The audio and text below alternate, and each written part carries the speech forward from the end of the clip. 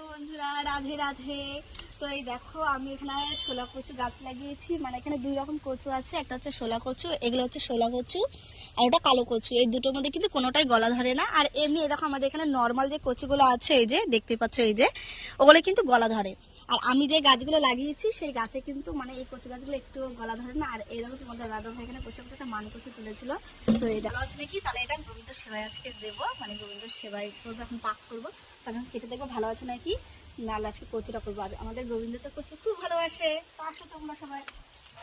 আমি যেহেতু তোমাদের দাদা ভাই বললো যে আমাকেই দাও, আমি কাটি, তো এখন ও কেটে দেখবে কোন জায়গাটুক ভালো আছে আর কোন জায়গাটুক পচা। এই দেখো তোমাদের দাদা এখন কাটবে, কাটো।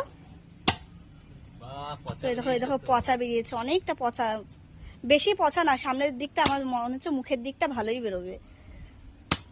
তো বন্ধুরা তোমরা কি একটা জিনিস খেয়াল করেছো, এই দেখো কচুটা ঘোরা একটু, এদিকটা দেখো। এই দেখো বন্ধুরা তোমরা কি একটা জিনিস খেয়াল করেছো, কচুটা কাটার সময় কত সুন্দর আওয়াজ হলো।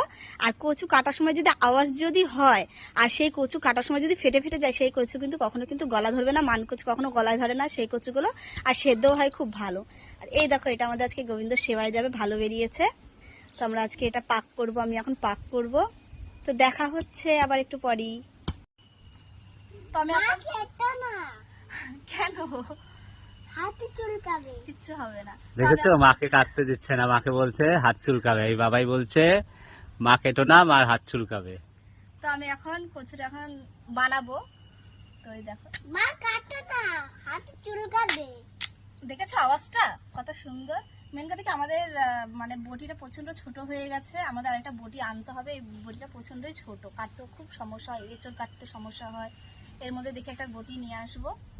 তো এই দেখো এখন কচুটা বানাবো। মা কাটো না, হাতে চুলকাবে। কত সুন্দর কচুটা তুলেছে, কিন্তু মা মানে কাটো না, হাতে কিচ্ছু চুলকাবে। হবে না, কিচ্ছু হবে না।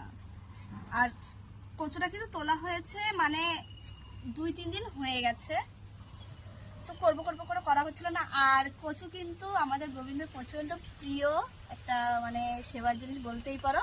এমনি কচু প্রচন্ড প্রিয়, এমনি যে কচুগুলো সেটাও প্রিয়, মান কচুও ভালোবাসে, এই কচু প্রিয় আমাদের রাধারানী। দেখেছো কি আওয়াজ হচ্ছে। তো আমার খুব ভালো লাগছে যে আজকে কচুটা করব, কচুটা আজকে বানাচ্ছি, আজকে পাক করব কচুটা দিয়ে, আলু দিয়ে একটা পাক করব। তো ভালো আছে, অনেকদিন পরেই কচু হচ্ছে অনেক। তো এই দেখো আমি আর বেশি কচু দেব না, তো এইটুকুনি দেব। দেখো কত সুন্দর। আর মানে আমি ভাবছিলাম আজকে যে কি পাক করব। মেন কথা তোমাদের দাদা ভাই আজকে দেরি হয়ে গেছে, বাজারও যেতে পারেনি। ভাবছিলাম কি পাক করব করে করে গোবিন্দ আশীর্বাদে মনে পড়লো যে 2 দিন আগে কচু তুলে রাখা হয়েছে, কিন্তু সেটা এখনো করা হয়নি। তো আজকে কচুটাই করছি এর জন্য। তো রাধে রাধে।